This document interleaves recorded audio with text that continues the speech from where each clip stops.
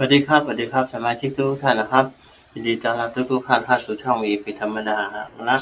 เป็นช่อง VP ธรรมดาก็จะมานำเสนอหุ้นไทยเที่ยงนะครับหุ้นไทยเที่ยงของวันที่6นะครับมีนาคม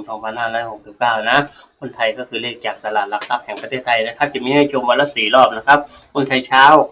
10:05 น.หุ้นไทยเที่ยงเที่ยงครึ่งหุ้นไทยบ่าย 2 โมงหุ้นไทยเย็น 4:40 น.นะครับประมาณนี้นะครับขอขอบพระคุณสมาชิกทุกท่านนะครับที่แวะเข้ามาชมนะทุกคลิปเลยเอามาดูกันเลยนะครับหุ้นไทยเที่ยงมีอะไรบ้างนะครับ0กับ1นะครับจดไปนะครับจดไปก่อนนะครับ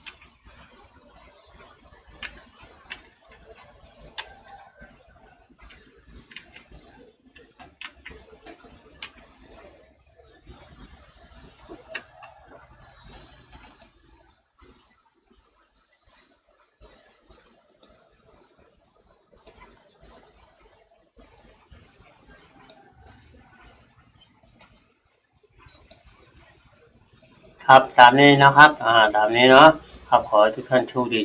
ครับสวัสดีครับ